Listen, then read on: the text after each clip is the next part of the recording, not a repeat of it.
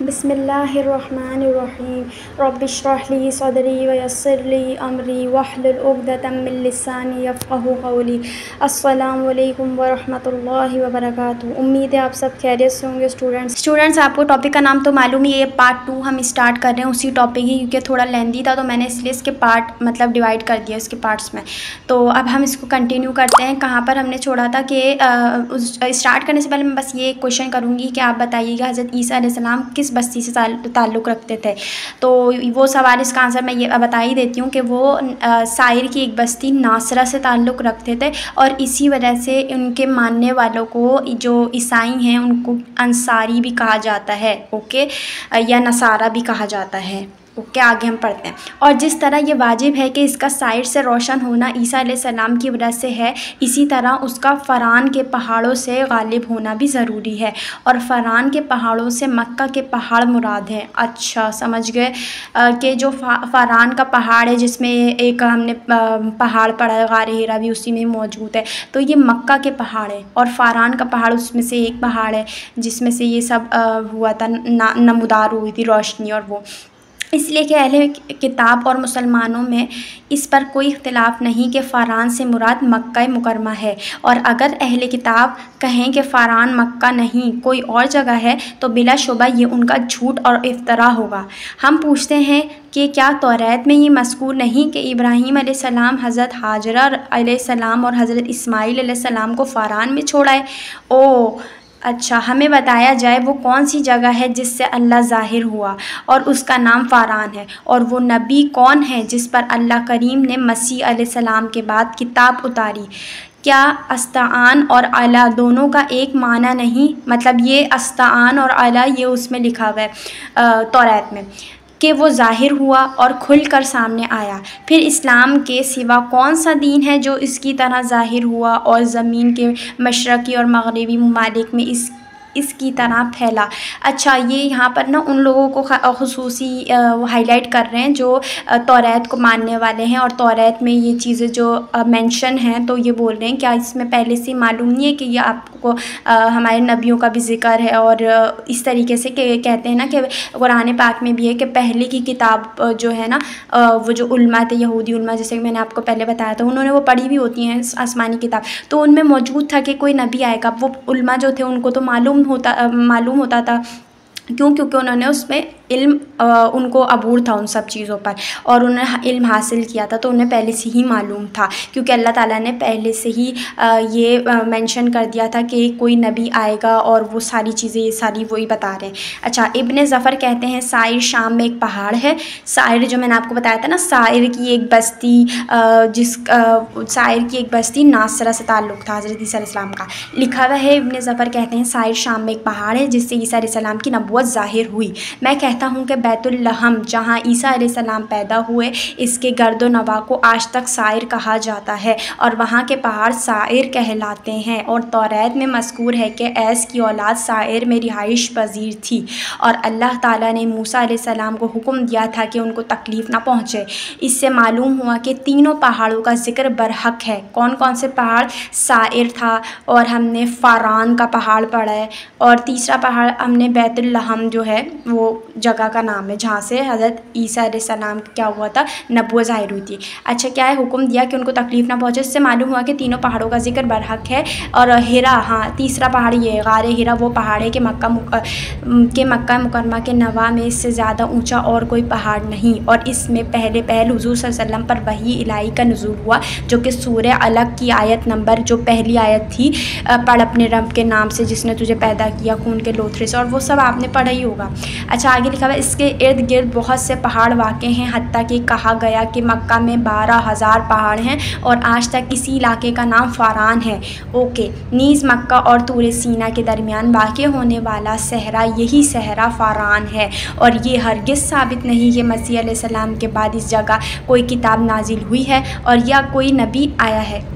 मालूम हुआ कि फ़ारान के पहाड़ों से अल्लाह ताला के ज़ाहिर होने का मतलब मोहम्मद सल्लल्लाहु अलैहि वसल्लम को रसूल बनाकर मबूस फरमाना है। उन्होंने कहा कि फ़ारान के पहाड़ों से नमूदार हुआ, तो वो फ़ारान के पहाड़ वही फ़ारान के पहाड़ों में से एक पहाड़ जिसको गार हिरा बोलते हैं, उसमें से नमूदार हुआ कौन सी? वो कुरान पाक जो अल्लाह ताला ने भेजी थी, ठीक है, मतलब अल्लाह ताला ने नाजिल फरमाई थी हज़रत जिब्राइल अलैहिस्सलाम के ज़रिए।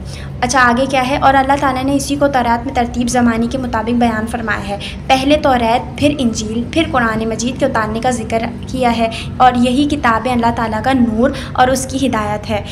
पहली किताब के मुतालिक अल्लाह ताला ने आई और ज़ाहिर हुई, दूसरी के मुतालिक चमकी, मतलब आई और ज़ाहिर हुई वो तौरात के बारे में बात हो रही है, और दूसरी किताब के बारे में चमकी, मतलब तौरात में ये मेंशन है कि आई और ज़ाहिर हुई, अल्लाह ताला ने ये अल्फाज इस्तेमाल किए हैं, जबकि इंजील में क्या इस्तेमाल किया है?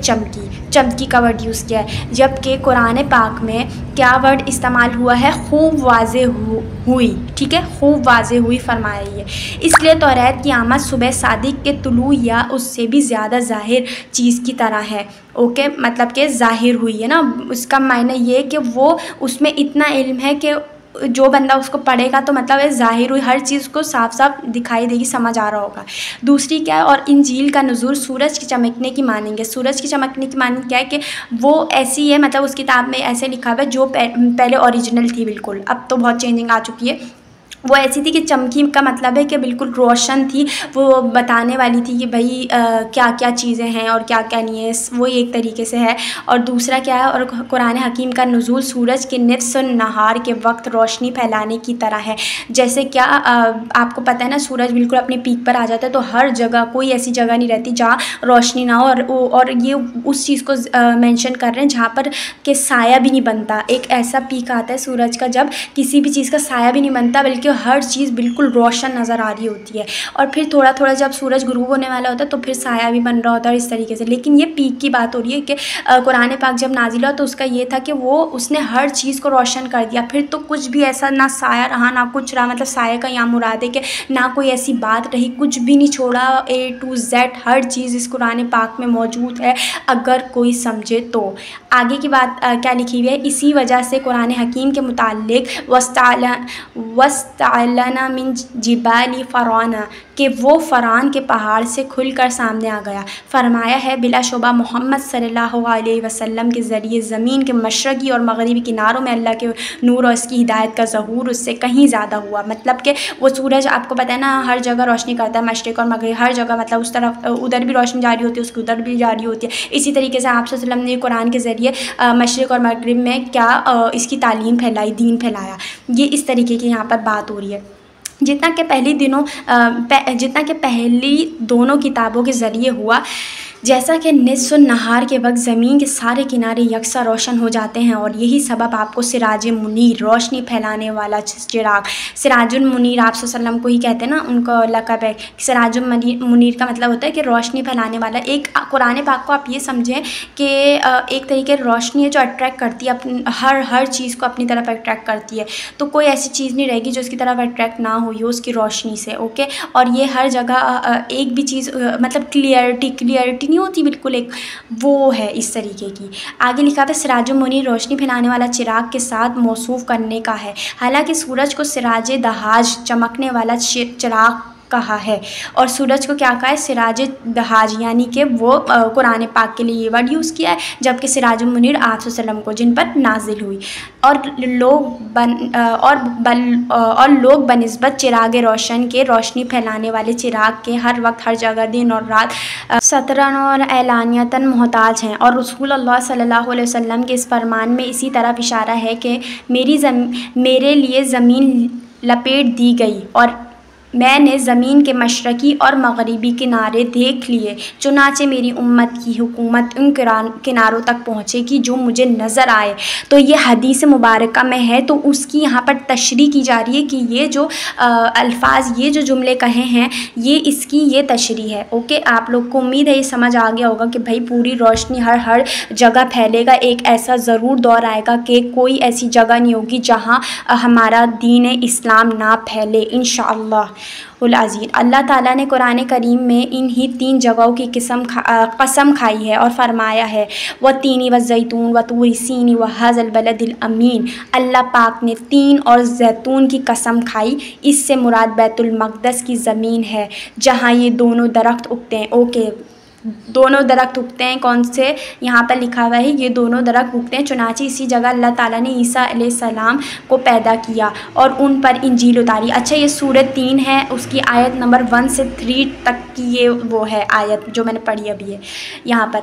इसके बाद तूरे सीनीन की कसम खाई। इससे कोहे तूर मुराद है जहाँ अल्लाह ताला मूसा अलैहिस्सलाम से हम कलाम हुए और इसके दाएं जानिब वाक़ होने वाली वादी की मुबारक जगह दरख्त से उनकी आवाज़ दी, मतलब उनको आवाज़ दी।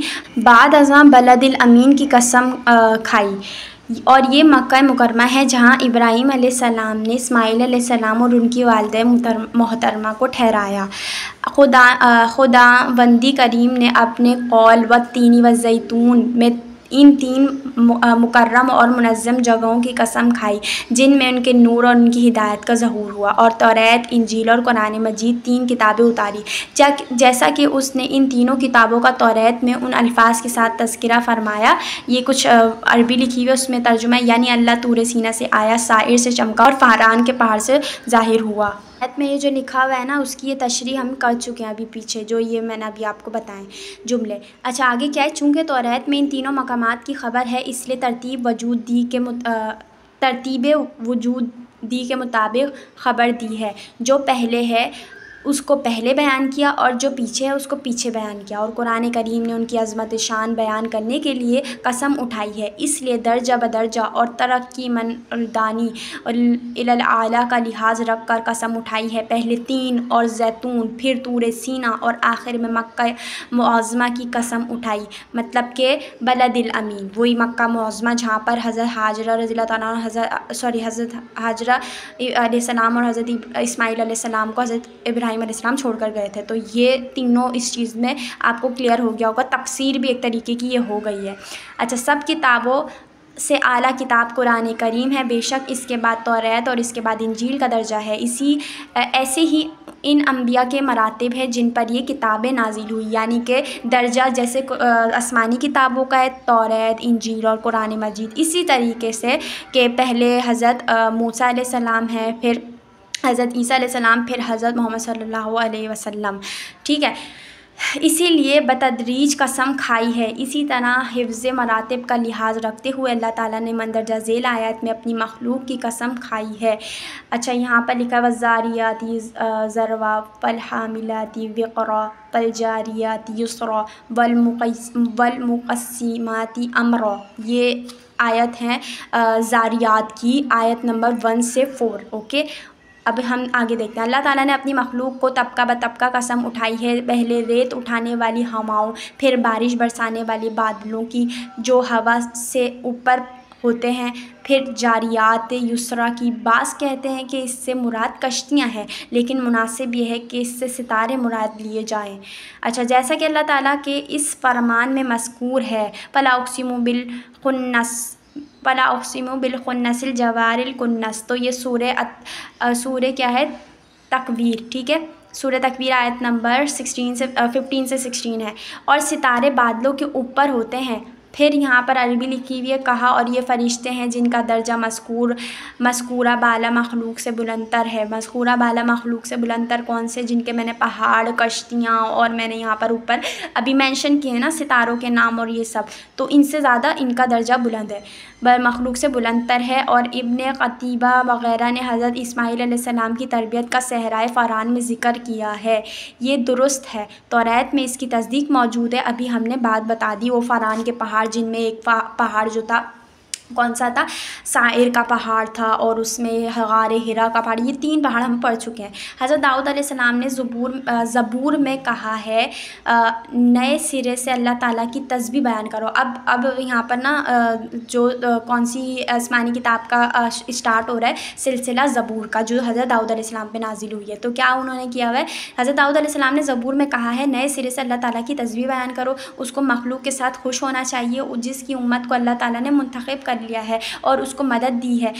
इनमें से नेक लोगों को करामात के तौर पर राह रास्त पर गामजन कर दिया है। वो बिस्तरों में लेटे हुए उनकी तस्बीह बयान करते हैं और बुलंद आवाज़ से तकबीर कहते हैं। उनके हाथों में 2 धारी तलवारें होंगी, मतलब जो अभी आने वाले उनके बारे में पहले से पेशन गोई है, और उनके ज़रिए उन कौमों से इंतकाम लेंगे जो इसकी इबादत नहीं करेंगे। ये सिफ़ात हज़रत मोहम्मद सल्लल्लाहु अलैहि वसल्लम और आप सल्लम की उम्मत पर फिट बैठती है। यही लोग 5 नमाज़ों की अज़ान में बुलंद आवाज़ से तकबीर कहते हैं। देखें, तकबीर का भी हो गया कि बुलंद आवाज़ से तकबीर कहेंगे, अपने बिस्तर में लेटे हुए उसकी तस्बीह बयान करेंगे। कि आपको पता है ना, वो हमारी वो एक तस्बीह भी है जो औरतों को भी पढ़नी चाहिए, औरतें पढ़ती हैं अमूमन, मुसलमान औरतें, जो तस्बीह फ़ातिमा है, तो ये उसकी भी बात हो रही है। मतलब हमारी भी सही बात है कि बिल्कुल फिट बैठ रही है आप वसल्लम की उम्मत पर।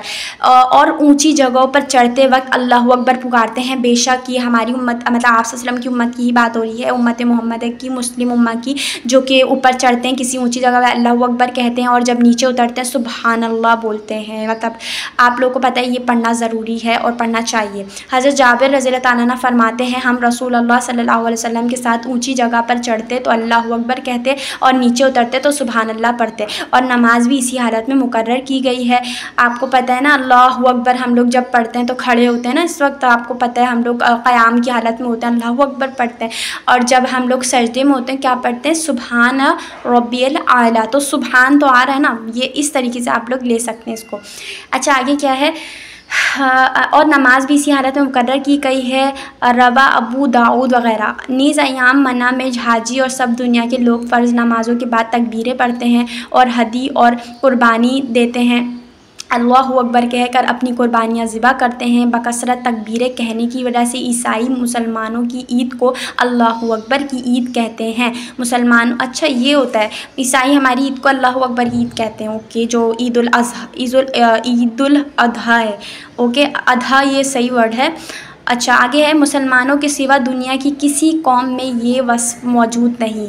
हज़रत मूसा अलैहिस्सलाम अपनी कौम को नाद के ज़रिए इकट्ठा करते थे और ईसाई ऐसे वक्त घड़ियाल बजाते हैं। इसी तरह हज़रत दाऊद अलैहिस्सलाम का ये कौल कि उनके हाथों में 2 धारी तलवारें होंगी, मतलब हमारी उम्मत की बात हो रही है, मतलब हम लोग की बात हो रही है कि उनका ये कौल उनके हाथों में 2 धारी तलवारें होंगी, मुसलमानों पर ही सादिक आता है, क्योंकि उससे अरबी तलवारें मुराद है जिनके ज़रिए सहाबा कराम रज़ियल्लाहु ताला अन्हुम उनके इत्तिबा ने दुनिया के मुल्क फ़तह किए। आपको पता है ये जो जंगें वगैरह हुई थी, और फिर हज़रत उमर फ़ारूक रज़ियल्लाहु अन्हु उनका दौर, हज़रत उस्मान गनी रज़ियल्लाहु अन्हु उनका दौर आया था, और इन सब ने जंगें जो भी जीती हैं और जो भी ग़ज़वाएँ जीती हैं, तो वो सारी तलवारों के ज़रिए सहाबा कराम ने जीती हैं।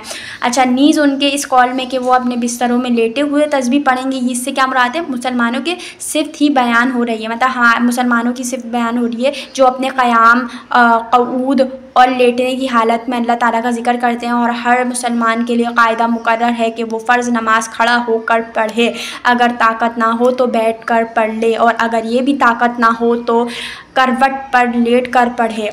आपको पता है किसी भी हालत, किसी भी कंडीशन हो, कुछ भी हो, आपको फ़र्ज़ नमाज माफ़ ही नहीं है। ये चीज़ आप अपने माइंड में बिठा। अल्लाह हम सबको 5 वक्त की नमाज पाबंदी से अदा करने का पाबंद बनाए, आमीन। आप लोग भी सब आमीन कहिएगा। सॉरी।